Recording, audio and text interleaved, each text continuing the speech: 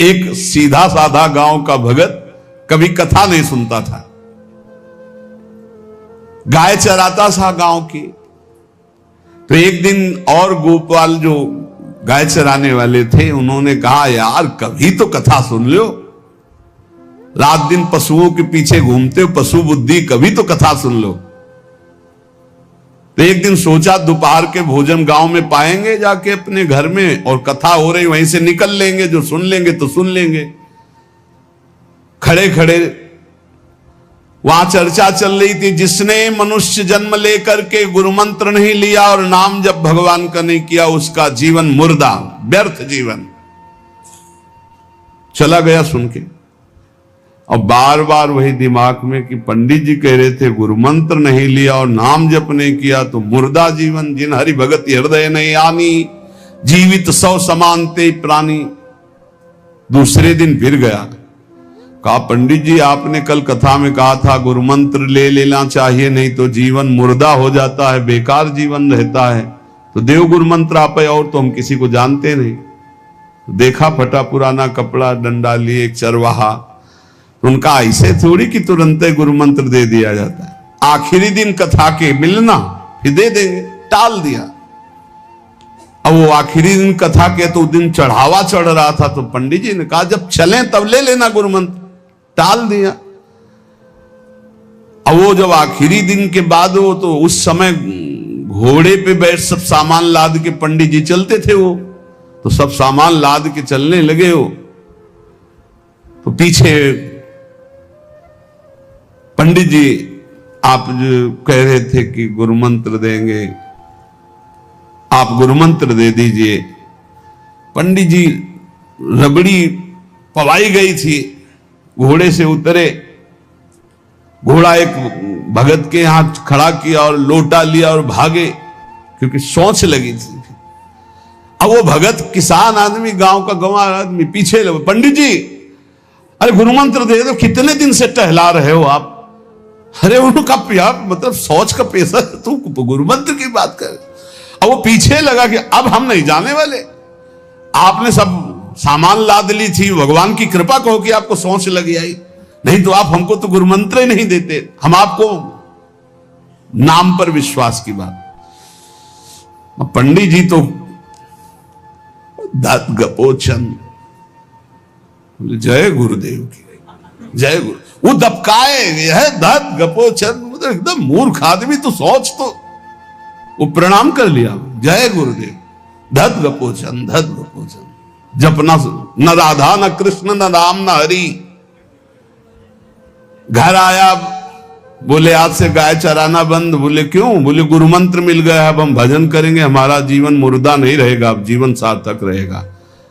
और मेहनत करने वाला आदमी, गाय चराने वाला आदमी, अब शुरू हो गया बैठ के धत गपोचन, धत गपोचन। अब इसमें न कोई भगवान नाम है, न कोई मंत्र है, न प्रणव है, न नमो नमः, कुछ नहीं।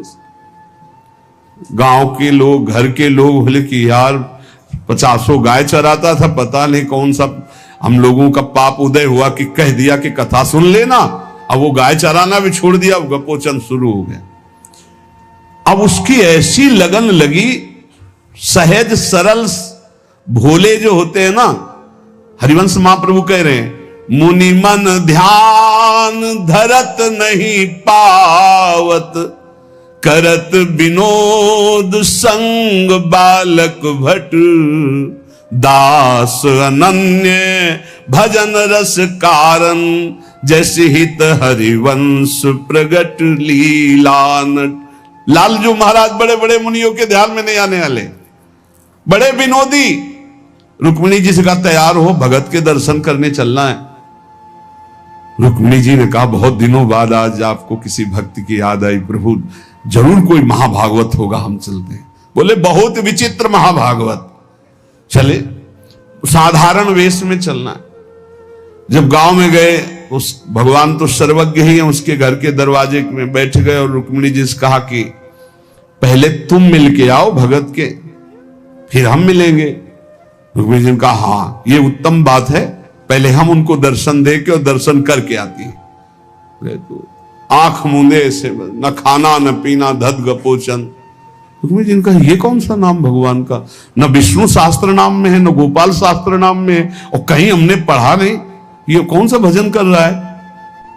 कहे किसका भजन कर रहे हो, चुप रहा। फिर किसका भजन कर, 2-3 बार तो गुस्सा के आंख खोला, देखा कोई स्त्री, तो बोले तुम्हारे खसम का भजन कर रहे हैं, और किसका कर रहे हैं। वो रुक्मिणी जी आ गई, बोले बहुत जानकार भगत है प्रभु द्वारिकाधीश से कहा बहुत जानकार भगत है। बोले क्यों, बोले हमने कहा कि किसका भजन कर रहे हो, देखो हम इतना छुप के गई थी, लेकिन वो पहचान गए, वो कह रहे तुम्हारे खसम का भजन कर रहे थे। अब भगवान ने कहा हाँ तभी तो हम आए भगत जोड़कर। बोले प्रभु आप दर्शन बाद में करना, जाके पहले हमारा प्रश्न बता दो, प्रश्न का उत्तर दे दो कि आपके विष्णु शास्त्र नाम, गोपाल शास्त्र नाम, बहुत से नाम हैं, ये नाम तो हमने कभी नहीं सुना। भगवान ने कहा ये नाम हमको तो बहुत प्यारा है। बोले आपको कब, मतलब ये कब कैसे नाम रखा गया। बोले बहुत प्यारा है, हमारा ब्रज का रखा हुआ नाम है, ब्रज में मैया ने रखा था। कैसे रखा था।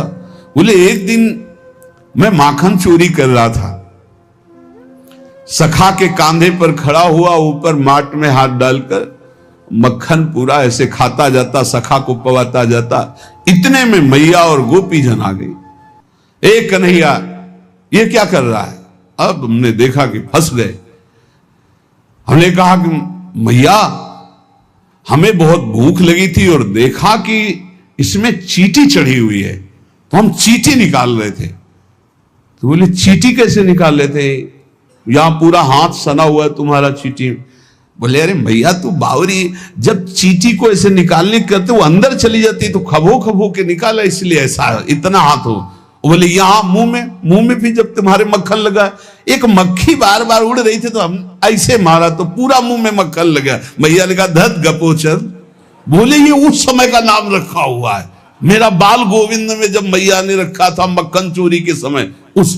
अब आप विचार करके देखो, भगवान का साक्षात्कार गुरु वचनों पर विश्वास होने पर साधारण शब्द बोला तो भगवान तो सर्वलोक महेश्वर सर्वज्ञ, उनके सब जैसे हर अक्षर में आ विराजमान है, का खा गा घा आ, ऐसे ही सब अक्षरों में ब्रह्म विराजमान है। फिर राधा नाम तो स्वयं हरि जपते हैं, और राधा नाम तो परम प्रेम में है और बड़ा गुही है। विश्वास करके जब वो धदगपोचंद जपा तो रुक्मिणी और द्वारिकाधीश भगवान दर्शन देने आ गए, और तुम विश्वास करके राधा राधा जपोगे तुम्हें नहीं प्राप्त हो जाएगा। अरे यही राधा स्वयं भगवान हरि जपते हैं। इसलिए पहला जीवन का चरम लक्ष्य भगवत प्रेम, भगवत प्राप्ति। दूसरा, हमारी बुद्धि केवल विचार करे तो श्यामा श्याम के ही विषय में, किसी व्यक्ति वस्तु स्थान का अगर हमारा चिंतन हो रहा, संबंध हो रहा, तो श्यामा श्याम के संबंध से हो। जैसे गोस्वामी तुलसीदास जी कहते, नाते नेह राम के मनियत सुहृद सुसेव्य जहां लो। अगर ऐसा नहीं तो फिर हर वस्तु व्यक्ति स्थान में एक आसक्ति है, वो बांध लेगी, आप श्यामा श्याम तक नहीं पहुंच पाएंगे। इसलिए बुद्धि का जरूरी है प्रिया प्रीतम में स्थित होना। अगर बुद्धि ये निश्चय कर ले कि परम सुख स्वरूप श्यामा श्याम ही हमारे हैं, हम श्यामा श्याम के हैं, सुख है तो श्यामा श्याम के नाम में, रूप में, लीला में, धाम में। अभी आपने सुना आनंद का तारतम्य। तीसरा, जो गुरुदेव ने नाम दिया है इससे बढ़कर महत्व तो किसी नाम में नहीं होना चाहिए। किसी की निंदा नहीं, सब नाम हमारे प्रभु के हैं, पर हमारे लिए सर्वश्रेष्ठ नाम हो गया जो गुरु ने दिया है, जो मंत्र दिया, जो नाम दिया। एक एकांतिक में आए और बोले हम कुछ 2-4-6 महीने से हम आपके शिष्य हैं, मंत्र ले लिया है। स्वप्न में एक महात्मा आए और उन्होंने हमको और मंत्र दिया है। तो अब तो हम समस्या में फंस गए कि आपका दिया गुरु मंत्र जपें या स्वप्न में कोई और महात्मा आए थे उनका दिया जपें, क्या करना चाहिए। तो हमने कहा तस्मात् शास्त्रम प्रमाणम। जब सप्त ऋषि जी आए, स्वप्न में नहीं, सीधे साक्षात आए पार्वती जी के पास।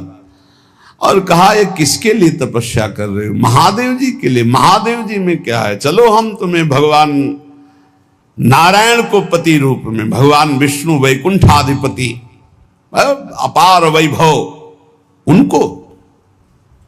तो जो माता जी ने बात कही पार्वती मैया ने, वही बात पकड़नी है।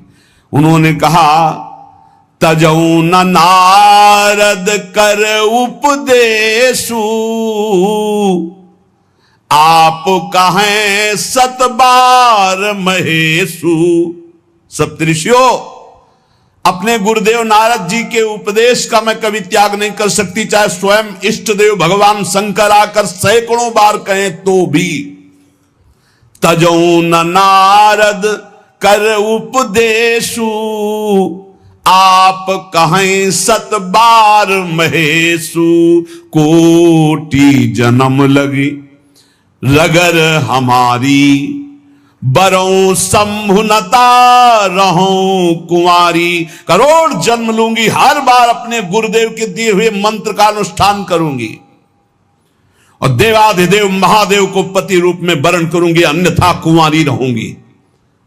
बहुत सी कन्याएं और बहुत से वर हैं, आपको ब्याह कराने का शौक है तो आप जाइए, लेकिन मैं पर्वत से प्रकट हुई हूं, हिमालय से मैं अडिग हूं अपने गुरुदेव के वचन में। तो यहां कह रहे चौथा, समस्त इंद्रियां भोग विलास के लिए लालायित रहती हैं, सबकी। अब इनको भोग देना भी है, बिना भोग के, बिना विषय के जीवित नहीं रह सकते। शरीर चलाना है, सेवा धर्म पूर्ति करनी है, पानी पीना भी विषय है, अन्न पाना भी विषय है, देखना भी विषय है, सुनना भी विषय है, सब विषय के अंतर्गत आता है। तो यहां अपनी इंद्रियों से जो विषय ग्रहण करना है वो भागवतिक करना है। जैसे हमें पानी पीना है तो प्रभु को अर्पित करके राधा वल्लभ लाल की जय, और फिर भावना करो हृदय में प्रभु विराजमान है, जलपान कर। भोजन भोग अर्पित किया, भगवत स्वरूप प्रसाद, हम प्रसाद पा रहे हैं। वस्त्र प्रसादी, सुनना भगवत विषय, देखना भगवत भाव, बोलना भगवत संबंध से। हर इंद्रियों के विषय को हमें भगवत संबंध से युक्त कर लेना है। यदि भगवत प्राप्ति करनी है, भगवत प्रेम प्राप्त करना है, तो पहला चरम लक्ष्य, मुझे इसी जन्म में भगवत प्राप्ति करनी, भगवत प्रेम प्राप्त करना है। दूसरा बुद्धि का पूर्ण समर्पण अपने आराध्य देव श्यामा श्याम में। तीसरा गुरु प्रदत्त नाम रूप लीला गुण सेवा उपासना सांगोपांग गुरु प्रदत्त। चौथा, समस्त इंद्रियां भगवत संबंध से युक्त। पांचवा, जीव का चिंतन प्रत्येक क्षण पदार्थ, व्यक्ति, परिस्थिति, विचार भोगों के, क्रियाओं के, संबंधियों के, जहां जहां जाए वहां से हटाकर अपने लक्ष्य श्यामा श्याम में लगाओ, या जहां जहां जाए वहां प्रिया प्रीतम की भावना करो। जीवन का प्रत्येक पल किसी व्यक्ति के विचार में, वस्तु के विचार में, स्थान के विचार में, भोग विचार में, जहां जहां जाए वहां से हटाकर श्यामा श्याम में लगाओ, या जहां जहां जाए वहां श्यामा श्याम को देखो। बहुत सुख मिलता है, अपार सुख मिलता है।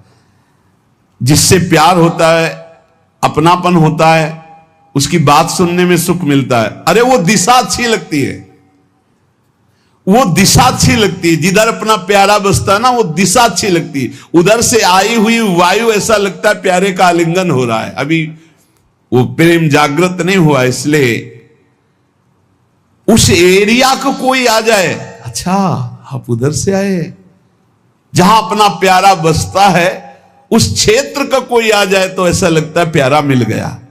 उधर की वायु आ जाए तो प्यारा है। जहां प्रीतम जी देश की प्यारी लागे पौर, जिधर प्रीतम बसते उधर से यस्या कदापि वसनांचल खेलनोत। जिधर हमारी प्यारी जो प्यारे जो, नाम में अपार सुख तब अनुभव आएगा जब आसक्ति हो जाएगी। अभी आसक्ति अन्यत्र है, नाम में आसक्ति तो है नहीं। तो एक उपासक, कि मुझे नाम जपने में श्रद्धा नहीं हो रही। बिल्कुल ना हो, आप चिंता मत करो। भाव शब्द समझिए, कुभाव अनख आलसहु, नाम जपत मंगल दिशि दसहु। भाव से जपो, कुभाव से जपो, मन लगे या ना लगे तुम्हें फल मिलेगा, पक्का मिलेगा, मंगल दसों दिशाओं में होगा। विश्वास करके जपो तो, और एक दिन जब स्वाद लग जाएगा तब आप भी ऐसे ही बोलोगे जैसे बड़े बड़े संत महापुरुष बोलते हैं, नाम जीवन, नाम सर्वस्व, नाम ही हमारा प्राण धन। 8वां, जीवन में राग द्वेष न रह जाए। बड़ा खतरनाक है ये राग द्वेष। अगर किसी से राग है तो बड़ा सूक्ष्म होता है राग का धागा, और वो जब हमारे ऊपर संकट आएगी, विपत्ति आएगी, या तो वो धागा दिखाई देता कि अभी वो है ना। द्रौपदी जी को पहले श्री कृष्ण याद नहीं आए, 5 महारथी पति है अतिरथी, वो याद आए, फिर भीष्मादि याद आए, फिर अपनी भुजाओं का बल, फिर दांतों का बल, और जब निर्बल तब महाबल। सुनेरी मैंने निर्बल के बल राम, महाबल प्रभु श्री कृष्ण का तब जागृत हुआ। यह राग बहुत खतरनाक है, किसी से राग ना करें। यही राग जब प्रियालाल के चरणों में अर्पित हो जाता है तो अनुराग कहलाता है। जब शरीर भोग, शरीर संबंधी, यही बहुत फंसा वाला जन्म मरण चक्र का मूल यही राग है, और जब इसमें बाधा पड़ती तो द्वेष हो जाता है। द्वेष बहुत खतरनाक है। भजन कर रहे हैं, कई वर्ष पहले किसी ने कुछ कहा, याद आ गया और जलने लगा हृदय, उसकी पूरी सामने झांकी है। भजन कर रहे हैं प्रभु का और झांकी है उस द्वेष जिससे हुआ है, और हृदय जलने लगा। या कभी वो सामने पड़ गया तो देखकर जल। द्वेष ना होने पावे, अजात शत्रु ते सदा। भक्त अजात शत्रु होता, एक भी पूरा सृष्टि में शत्रु ना होने पावे। 9वां, प्रत्येक परिस्थिति में अपने आराध्य देव के द्वारा दिया गया मंगल विधान है ऐसा मानना। एक बार हमने सुना था, उस समय किडनी का रोग प्रकाशित नहीं हुआ था, कि असाध्य रोग भगवान की विशेष कृपा से प्राप्त होता है। तो साधन पर उस समय जोर था, तो डर लगा कि असाध्य रोग कृपा कैसे हो सकती है, ना साधन में बैठ सकते हैं, पीड़ा रहती होगी तो भजन भी नहीं हो सकता, तो ये कृपा कैसे हो सकती है असाध्य रोग। लेकिन सच्ची आपसे कहते हैं, साधना हो रही थी भगवत मार्ग में जैसा कुछ, लेकिन शरणागति में कमी थी, क्योंकि साधन पक्ष में विश्वास बहुत जोर का था। शास्त्र प्रमाणित साधन के बल से भगवत प्राप्ति पर विश्वास हमें था। कृपा शब्द का हमारा कोई परिचय नहीं था, कृपा शब्द से हमारा कोई परिचय नहीं था। पक्का समझ लीजिए, क्या कृपा शब्द, ये तो शब्द ही नहीं था, बस साधन शब्द से परिचय था। अपनी इंद्रियों को बस में करो, मन का निग्रह करो, और भगवान का निरंतर भजन करके परम पद प्राप्त करो। हर समय अपने साधन में लगे रहो। जब किडनी फेल हुई, साधन शब्द हटा, अब हाहाकार मच गया अहंकार में। अब क्या, फिर जो अहंकार शरणागत हुआ, फिर बात बन गई जो करोड़ों जन्मों की साधना से नहीं बनती, वो इस असाध्य रोग ने काम बना दिया। कह रहे हैं कि प्रत्येक परिस्थिति में पूर्ण कृपा, पूर्ण मंगल विधान देखना, ये 9वां सूत्र है। जैसी भी परिस्थिति आवे, चाहे जितना विकराल रूप लेकर के आ जाए परिस्थिति, कृपा ही कृपा, कृपा ही कृपा, सच्ची मानना, परिणाम में देखना बड़ा मंगल और बड़ी कृपा होगी। 10वां, प्रेम प्राप्ति के मार्ग के पथिक का जीवन बड़ा विनयमय, बड़ा विनम्र, बड़ा संयमी, सदाचारपूर्ण, त्यागमय और शांत सुख स्वरूप, प्रेमी महात्मा का ये स्वरूप। बड़ा विनम्र जीवन, बड़ा विनयमय जीवन, बड़ा संयमित जीवन, सदाचारपूर्ण और त्याग रूप, त्याग की चेष्टा नहीं, वो त्याग रूप ही है। प्रभु के सिवा उसे कुछ अच्छा नहीं लगता। कुटुंब देहते जाए छूट सब ही विधि ना तो। और अद्भुत शांति, अद्भुत शांति, कोई भी द्वंद आ जाए उसे अशांत नहीं कर सकता। 11वां, श्री राधा माधव के नित्य नूतन परमानंद प्रदान करने वाले पदों का गायन, उनकी सेवा, उनके प्रेमी जनों के दर्शन संभाषण, तब ऐसे प्रेमानंद की तरंगे हृदय में उछलती रहती है जिससे लीला रस में उसका प्रवेश हो जाता है, तब उसका लीला रस में प्रवेश हो जाता है। इसलिए अपने जीवन को महाप्रेम में बनाने के लिए जो आप सत्संग में श्रवण करते हैं, ये बड़े सौभाग्य से श्रवण कथन का हमें प्रभु ने अवसर दिया है। हम इसे व्यर्थ न जाने दें, बार बार मनन करो। देखो भगवान की इतनी कृपा हो गई, ये यंत्र मोबाइल आदि जो है अगर इनका सही प्रयोग करे तो ये बहुत सहायक है। एक बार सत्संग हो गया, जो पकड़ पाए नहीं, हम 10 बार सुनेंगे तब तो हम पकड़ लेंगे ना। तो 10 बार कैसे सुनते? अगर ये मोबाइल ना होते, ये यंत्र ना होते तो हम कैसे सुनते? बड़ी कृपा भगवान ने की। जैसे जैसे कलयुग हमारी स्मृति का अपहरण कर रहा है, तो भगवान के द्वारा प्रेरित होकर विज्ञान भी वैसी सहायता कर रहा है कि एक बार का सत्संग हमें पकड़ में नहीं आया तो हम 10 बार मोबाइल से सुन सकते हैं। बस हर चीज में गुण दोष है, तो मोबाइल के दोष को स्वीकार न करे। प्रपंच देखना, गंदी बातें देखना सुनना अगर शुरू कर दो तो दिन भर ही उसी में लग जाएगा। मतलब की बात देखो, संत महापुरुषों के सत्संग को सुनो और उसका मनन करो, उसको अपने आचरण में उतारो और एक क्षण भी नाम से विलग न रहो, जीवन का परम लाभ। शेष चर्चा आगे। श्री राधा वल्लभ लाल की।